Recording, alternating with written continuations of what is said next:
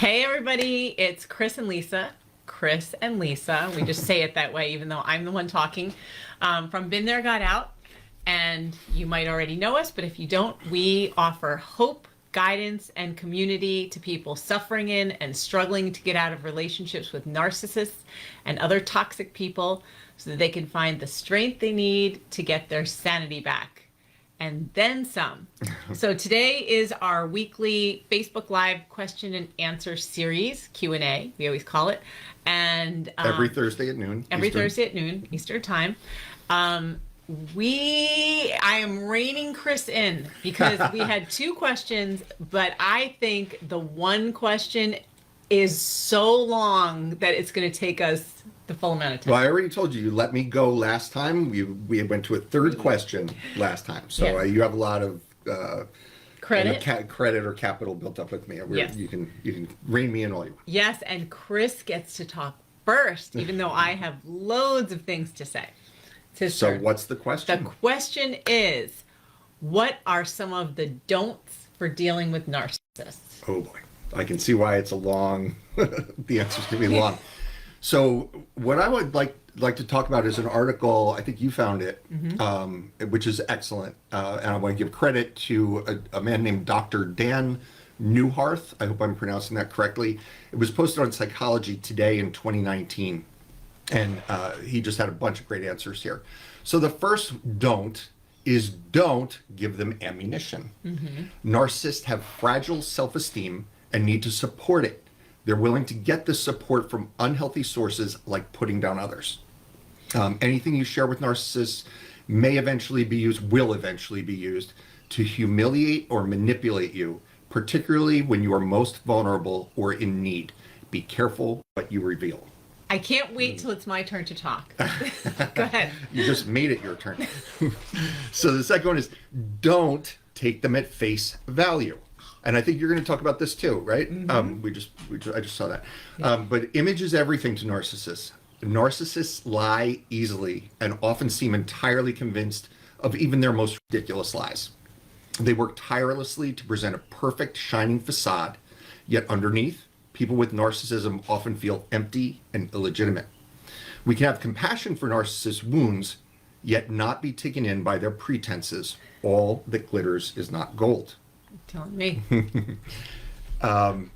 Don't try to justify or explain yourself. It's another one. This is one I struggle with in a big way, personally. It made me think of, you remember for one of your other business, you got those temporary tattoos? Yes. And this is when this is before I went to no contact. I had one on my calf. And my ex made some snide comment about me getting a tattoo, and I felt like I had to say, well, it's just temporary, you know? Yeah. Like her opinion mattered, you know, it's just crazy. Yeah. But I've healed a lot since then. So narcissists often put others on the defensive with pointed questions or sarcasm. That's exactly what that was. Posturing as though you must explain yourself to them. You don't need to justify your feelings or explain your thoughts. Defending yourself to narcissists is a waste of time. Narcissists are interested in winning, not listening, self-promoting, not communicating. All right. Don't, Ripley's participating. Right. If you hear the dog barking in the background. She has a lot to say about this. Yes. Don't minimize their outrageous behavior. Narcissists' self-absorbed behavior and need for attention can take up all the emotional oxygen in the room. Over time, people around narcissists can get accustomed to how they behave and fail to recognize how unhealthy their behavior is. Let's be clear. Deceiving, manipulating, and humiliating others is unhealthy and wrong. At times, it might be best to let narcissists' immature or provocative behaviors pass without comment, but that doesn't mean you should fail to note, at least to yourself, how dysfunctional it is. All right. I'm restraining myself. I know. Keep it up. You're going to get to go. Don't expect them to own their part. Narcissists take credit and give blame. They do not apologize or admit responsibility. Seeking to get narcissists to be accountable for unhealthy behavior is a waste of time. Narcissists believe they have more rights than others and have little interest in introspection. They love to look at their accomplishments, successes, or special talents, but fear looking within or owning their mistakes. If you want to hold them accountable, fine, but do so because you need to say it, not because you expect they will ever hear or validate your concerns. I disagree with that part. But Okay. anyway, keep going. Okay. I'd like to hear you talk about that if you want to. So you said, if you need to disagree with them, then do so. If you need to but say no. it for yourself. But saying it for It's not going to yourself- do any good at all. All right. You know Right. what? I'm going to hold that thought because I have so much to say from our community which addresses that. And every Great. single other thing you said. So keep talking. Okay. Don't try to beat them at their own game. It may be tempting, but remember that narcissists have spent a lifetime perfecting a campaign of self-promotion. They carry out more manipulative actions in a week than most people do all year. Narcissists have a mortal fear of feeling humiliated or inferior. As a result, they devote massive energy to cultivating sources of ego boosting, generally at others' expense. Trying to beat them in a war of words or adopt their techniques and that's one we see a lot, right? A lot of people say, hey, can I act like a narcissist Yeah, back beat at them. them? Yeah. But it's akin to an amateur going up against a seasoned pro. Each of these is like such a huger discussion. Yep. I'm coming. We're trying to make it a huger discussion. It won't feel good and it rarely works. Instead, just, be you and be true to your values. All right. Don't expect loyalty. Many people are stunned at how quickly and easily narcissists cast off others when the narcissist feels his or her needs are unmet. We were, in our own ways, both cast off, right? Another huge discussion. Yes. Narcissists view others as sources of gratification, not as equals. They use language as tools and weapons rather than to convey truth. This comes from a shaky sense of self, which gives their needs and fears a life or death quality. Expecting loyalty from people who are in it only for themselves is counterproductive. Depending on narcissists for important needs is asking for disappointment. All of this is like an understatement. Yeah. Right? Yep. Absolutely. Don't, and I'm going to try and wrap it up because this is long. I told you. So don't personalize what they do. Narcissists view others as either threats or sources of supply. They seek advantage over everybody. While their worst mistreatment is often reserved for those closest to them, nobody is immune from narcissist manipulations. Even your kids. That's right. Just Don't expect empathy. Rather than expecting empathy and reciprocity from a narcissist, focus on respecting yourself and honoring your needs and rights. Don't underestimate the power of narcissism. It's a deep distortion in one's sense of self. So a narcissist's life is about gaining supply, which is, attention, wealth, power, control, sexual conquest, and more. They have a bottomless hunger and need to be endlessly fed. And it drives everything they do. All right. So your turn. my turn Yes. now. And I'm going to zip my lip. No, you can. No, it's intended for you to. Mine is more interactive. Okay. Because like I've been saying, for weeks, our community is so engaged. I love Thursdays because I put one question up that we're planning to do, and I'm thinking, we'll get a few answers. And within 3 hours, which is probably the maximum amount of time I have to actually look, we have dozens of responses. And then I'm trying to catch up. And then as soon as we finish, I look again, and there's a whole bunch more that I wish I put in. And it's so much better than just you and I, pontificating. Yeah, exactly. Or, if we borrow from an article. And I just want to mention again that article that I was quoting from, it's called 10 Things Not to Do with Narcissists by Dan Newharth, Dr. Dan Newharth on Psychology Today. Yes. Okay. Give credit where credit is due. Yes, for sure. Okay, so so much of what Chris already said was covered by us and you, ourselves, yourselves, and but with some more specific examples. So I'm going to go through a whole bunch of stuff, and we can interject whenever we feel like it. Okay. Okay, so one person said, one thing is you never, ever let on that you think that they're a narcissist. And I remember, even after knowing what narcissism was in court, arguing with my ex in one of those little side rooms, stupidly saying, "You're a narcissist." I would never do that now. And he's like, you're a narcissist. Right. It's just like stupid. I mean, and there's all kinds of things like, you don't ever tell a narcissist that they are a narcissist, and also you never label a narcissist in court, because that can have bad effects too. But then it's just some other basic stuff. So much wisdom here. Don't make verbal agreements. Get everything in writing. Do not believe what they say ever.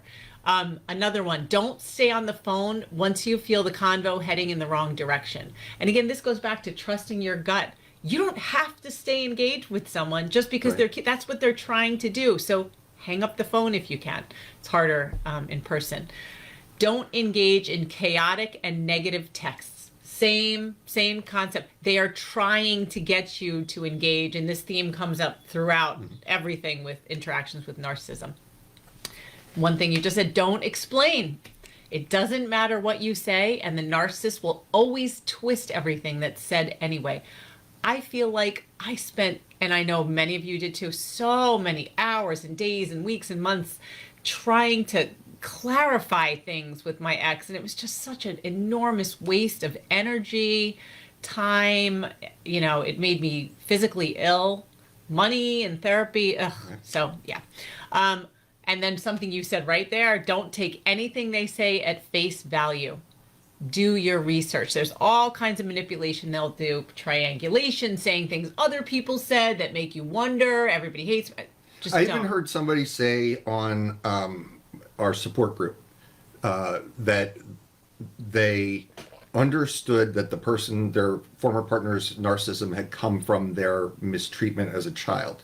Mm-hmm. And I remember thinking that may or may not be true, but if that partner was saying they were mistreated as a child, you don't know if that's actually true. Oh. Everything about them, their backstory. I mean, it could be just. There are things I think about now. Like I told you, when he went to the hospital years and years ago, I don't know if he actually was there for a week. He could have been doing his little in a motel with which is what he did before. Because he said, you don't need to visit. So how do I know? Right.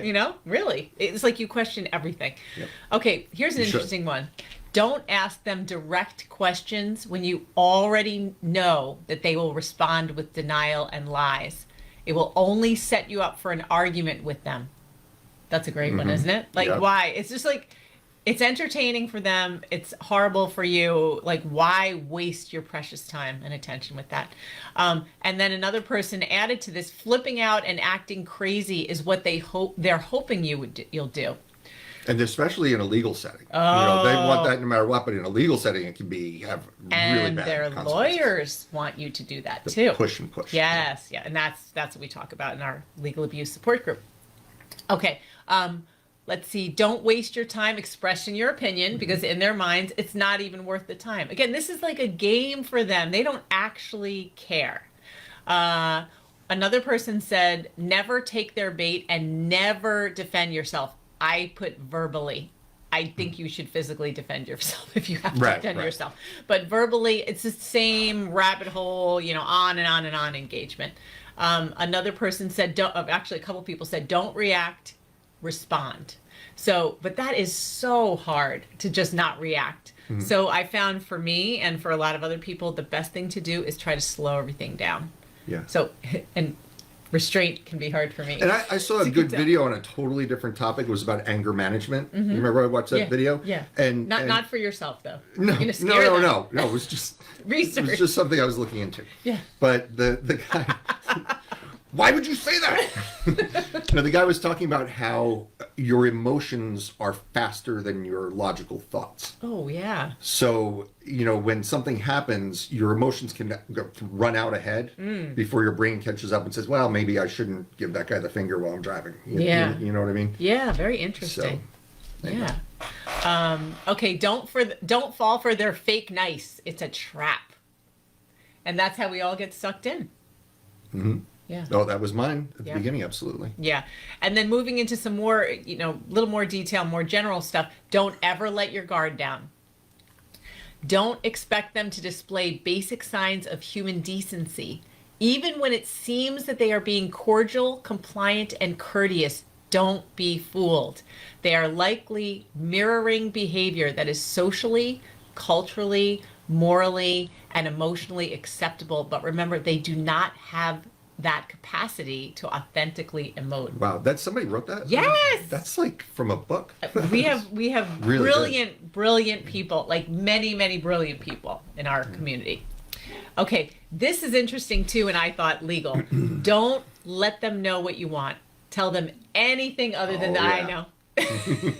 Tell them anything other than the very necessary things. Don't share your hopes, your dreams, your plans. Don't express positivity or negativity.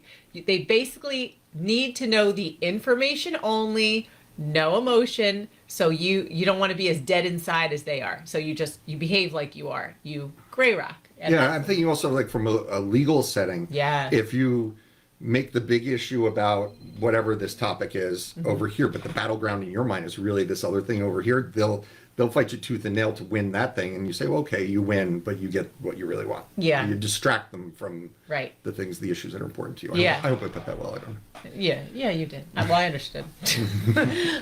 Yeah, but this is like so much of this is like such bigger discussions. Now we start moving into. I felt like in the early stages of the relationship, don't let them know any of your insecurities or weaknesses because they will always use that to their advantage. Mm-hmm. And I did a blog a while ago talking about the false intimacy that they try to create early on with getting you to confess all your secrets, and they act like they're confessing theirs, and so you're tied together. Like, it's classic manipulation. Okay. Let's see. Again, don't tell them anything personal. They'll use it against you as soon as they feel you're disrespecting them. And the same thing goes with sharing something traumatic. This is all the same. And I mean, this is the kind of thing with anybody, whether it's a narcissist or not. You should wait. You wait to share these deep details about your life, deeply personal things. And that goes right into the next one. Do not ever give them insight into your personal life, especially when co-parenting. Mm-hmm. Another person said, my narcissist ex used our kids to get to my personal life. Oh, is that familiar? Right? Yep. After I went no contact, and my ex would just grill the kids, what's going on in my life? And for her, it's a power play. Oh, yeah. Like, she wants to create a feeling of, years ago when I was in high school, somebody broke into our house. And I remember that feeling of, like, they didn't take anything, they didn't get all the way in, but that feeling of violation. Oh, I know. Right? Yeah. And that's the sense I get when my ex knows something intimate about me, even now that I'm no contact. Yeah. Yeah. It's that same knot in my gut. This happens. And that's what I do. Yeah, all the time with the kids, and there's a couple comments about the kids too in here, where the kids are put in the middle, and it's so awful for the kids because what are they really supposed to do?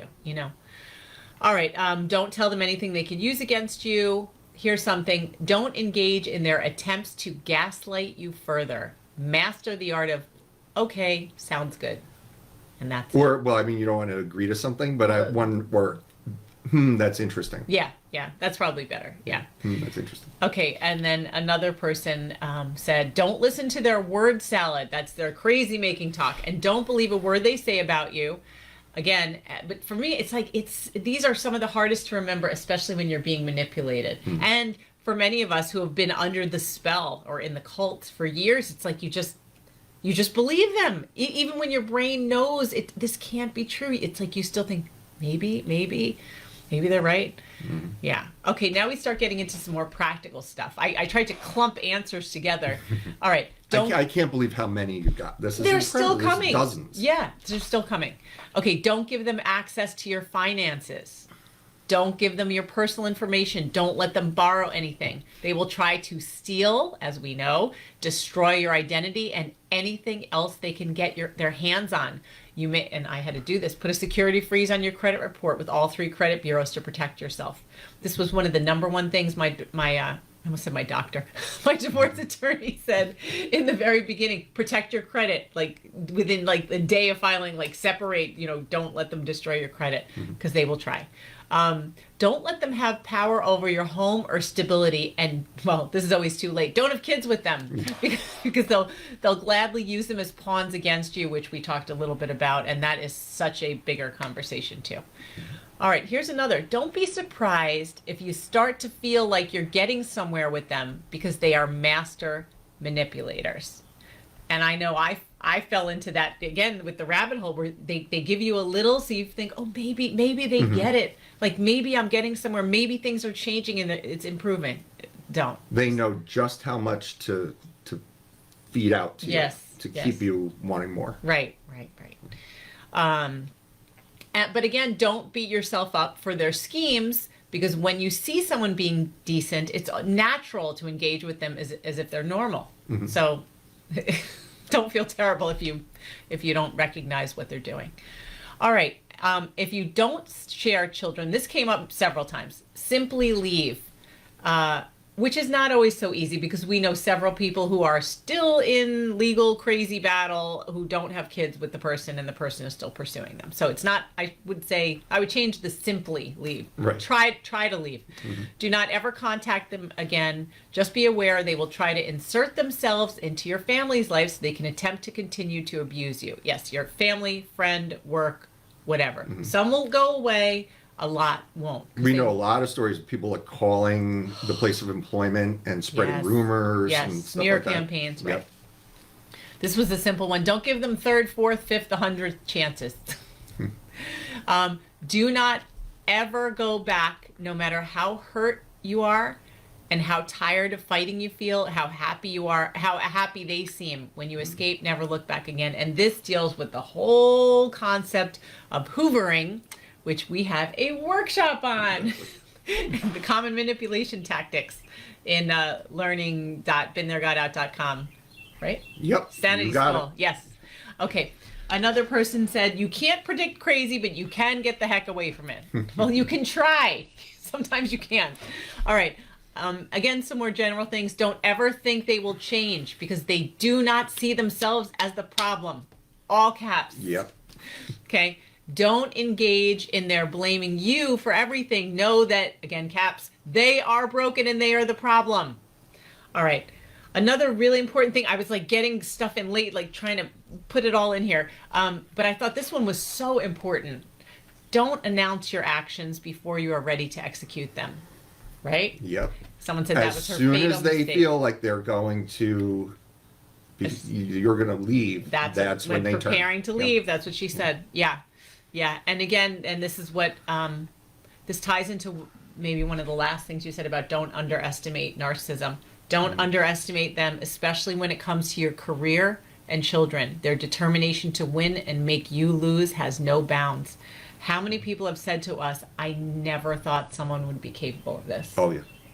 Well, that's one of the things we talk about we talk about hurdles of getting over a toxic relationship and coming to view this person who you loved, you know, with all your heart, you know, but you've got to come to view them as an enemy. Yeah. An enemy that's out to destroy you. Right. And you've seen him as an ally. You know, you thought you were partners and together, and it's the opposite. All right. So even though that was kind of a, you know, really pessimistic way to look at it, but it is a reality check, I will leave you with a positive that was part of something that someone had said earlier. She said, finally, don't quit learning and growing and understanding how insidious and diabolical narcissistic abuse is. We've got this. Yes, we do. With a little fist emoji. So I told you we were going to go along with one question. It was good. Yeah. I'm happy. Good. All right. So I wanted to say that I want to try it for next time, but I don't know because we just got another amazing question. But we wanted to try doing something. We have a friend who we've interviewed, and you've seen a snippet of him before, who happens to be a police officer in Baltimore, Maryland, who is also a survivor of domestic abuse. And he has offered generously to answer any questions you have about dealing with law enforcement and domestic abuse or domestic violence. And at first I thought, our audience might just attack him because so many police have not been helpful to domestic violence victims. But in my experience, I found some extremely helpful police officers that have really taught me ways to protect myself and my family without necessarily having legal orders. So I think it could be very, very useful if you have questions to send them to us. We're going to do a Facebook Live or something live with him where we bring your questions to him and let him answer them. He already answered one informally a couple of days ago for someone, which surprised me. I didn't think there would be an answer to it, but he was helpful. So Ask a Police Officer series in the future. Just send us your questions anytime. And thanks for listening to our long question and response. And hope you learned a lot. And we'll see you next week. We'll see you next Thursday. Yes. Right? 12 noon Eastern. Yep. Take care, everybody. Okay.